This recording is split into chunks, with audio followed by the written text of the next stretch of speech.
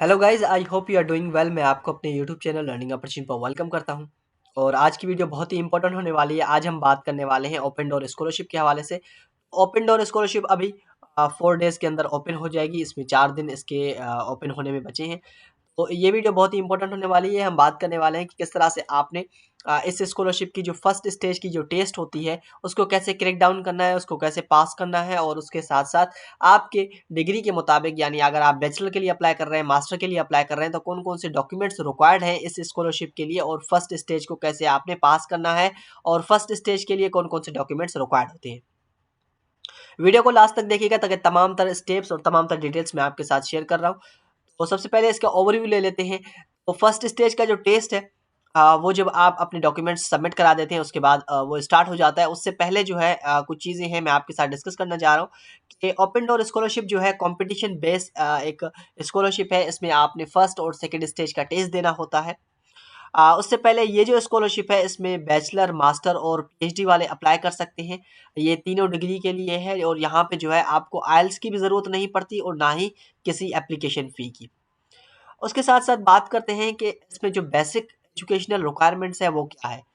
देखिए, अगर आपने अभी तक अपनी इंटरमीडिएट कंप्लीट नहीं की है, अगर आप फर्स्ट ईयर में अभी तक पढ़ रहे हैं और आपके पास फर्स्ट ईयर की ट्रांसक्रिप्ट है, तो आप उस पर भी अप्लाई कर सकते हैं, यानी फर्स्ट ईयर की ट्रांसक्रिप्ट के बेस पे भी अप्लाई कर सकते हैं।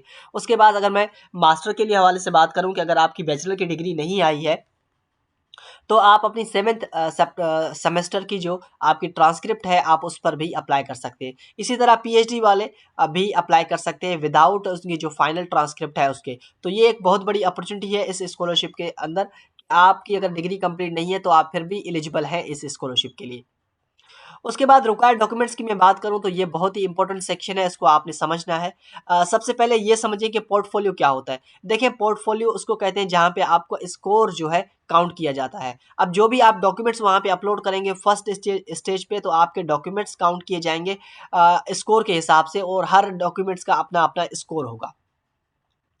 जिस तरह आपने अपने मैं आपके साथ एक चीज़ शेयर करना चाहता हूँ कि आपने अपने डॉक्यूमेंट्स तो अपलोड करने हैं, मगर उसके साथ-साथ जो एक्स्ट्रा डॉक्यूमेंट्स हैं वो लाज़मी अपलोड करने हैं ताकि आप एलिजिबल हो जाएँ नेक्स्ट नेक्स्ट जो है स्टेज के लिए। क्योंकि फर्स्ट स्टेज का टेस्ट बहुत ही ईज़ी होता है और उसको पास करना बहुत ही आसान है। मैं आपके साथ आगे जाके वीडियो में शेयर करने जा रहा हूँ। अब यहाँ पे जो है आपके पास जो रिक्वायर्ड डॉक्यूमेंट्स हैं वो कौन-कौन से होने चाहिए। आपके एजुकेशनल सर्टिफिकेट हो गए, एकेडमिक ट्रांसक्रिप्ट हो गया, जो अगर आपकी कंप्लीट नहीं है तो इट्स ओके, फिर भी आप अप्लाई कर सकते हैं।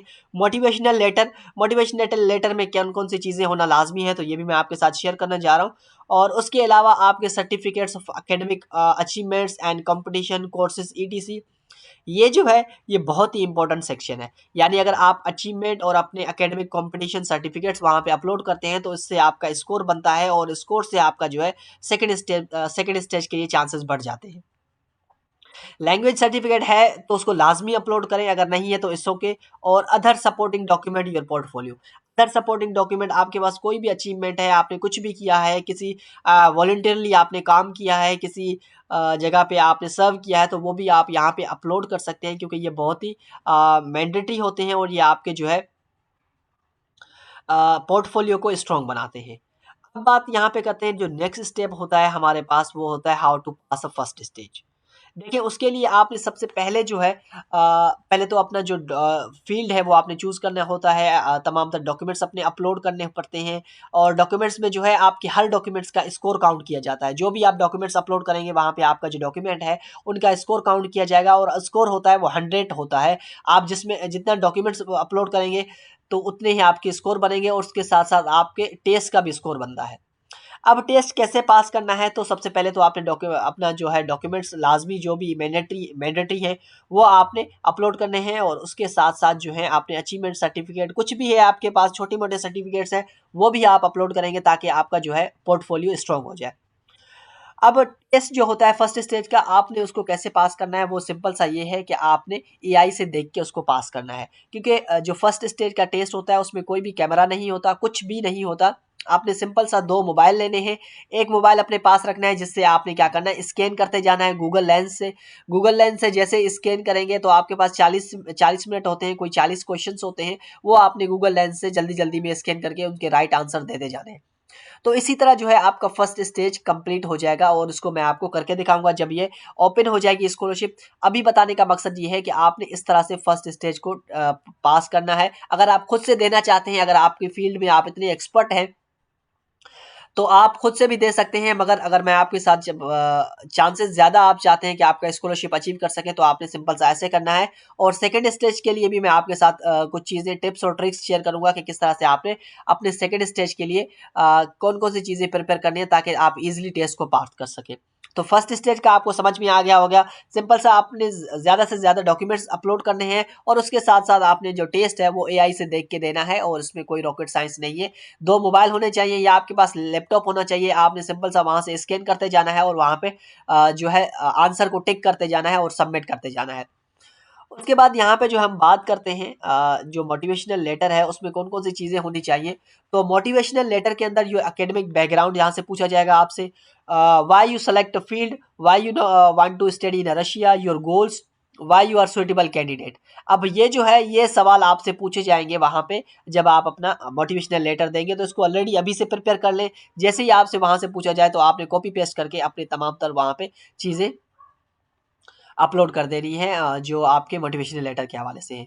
उसके बाद बात करते हैं कि आपने कैसे प्रिपेयर करना है अपने टेस्ट को। तो देखिए मैं ऑलरेडी आपको बता चुका हूँ कि आपने टेस्ट एआई से देख के देना है, बहुत ही सिंपल होता है, स्कैन करते हैं आपने वहाँ से देना है। अब उसके साथ मैं आपको ये भी आपके साथ शेयर कर रहा हूँ कि अगर आप स्ट्रॉन्ग आपकी जो है आप वेल प्रिपेयर्ड हैं अपने सब्जेक्ट के हवाले से, तो आप खुद से भी टेस्ट दे सकते हैं, मगर एआई से देंगे तो आपके चांसेस ज़्यादा होंगे। सेकंड स्टेज जो होता है वो इंपॉर्टेंट होता है, वहाँ पे आपके कैमरास वगैरह ऑन होते हैं और वहाँ पे जो है आपने बिल्कुल ईमानदारी से टेस्ट देना होता है और अच्छी तरीके से। मगर उसके साथ उसके लिए भी टिप्स और ट्रिक्स हैं, वो मैं आपके साथ नेक्स्ट वीडियो के अंदर शेयर करूँगा जब ये सेकंड स्टेज स्टार्ट हो जाएगा।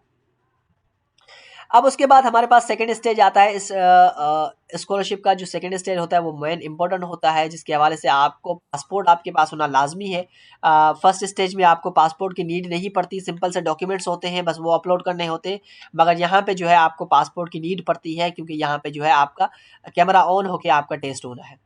उसके बाद अगर सब्जेक्ट की बात करूँ कि कौन-कौन से यहाँ पे सब्जेक्ट आपको देखने को मिलते हैं, तो कंप्यूटर एंड डेटा साइंस है, मैथमेटिक्स एंड आर्टिफिशियल इंटेलिजेंट है, इंजीनियरिंग एंड टेक्नोलॉजी है, इकोनॉमिक्स है, बायोलॉजी एंड बायोटेक्नोलॉजी है, केमिस्ट्री एंड मटेरियल साइंस है, फिजिक्स है, मेडिसिन एंड पब्लिक हेल्थ है, और एजुकेशन एंड साइकोलॉजी है, पॉलिटिकल एंड इंटरनेशनल स्टडीज़ है, रशियन लैंग्वेज एंड कल्चर है, एनवायरमेंटल साइंसेज़ है, अर्बन एंड सिविल इंजीनियरिंग है।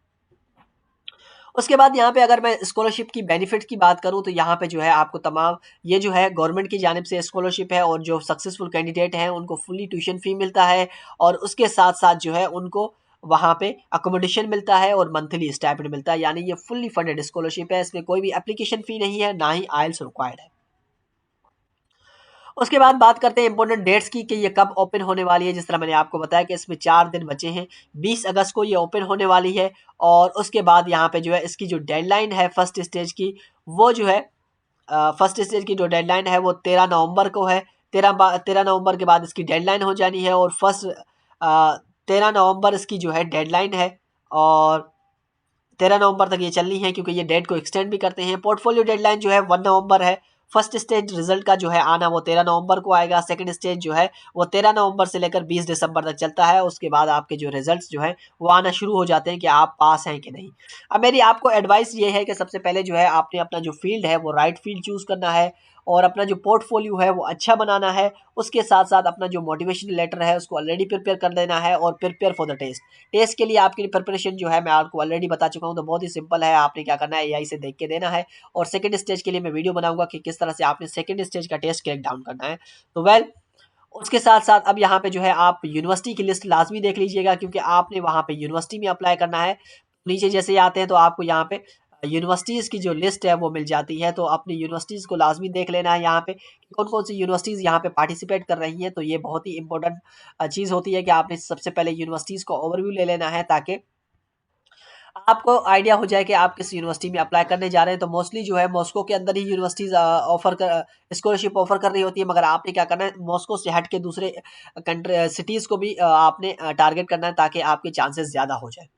वेल आई होप आपको ये वीडियो अच्छी लगी होगी और इन्फॉर्मेटिव लगी होगी, तो मेरे यूट्यूब चैनल को लाजमी सब्सक्राइब कीजिएगा। उसके साथ साथ बेल आइकन को दबा दें ताकि आने वाली न्यू अपडेट्स आप तक पहुँचती रहें।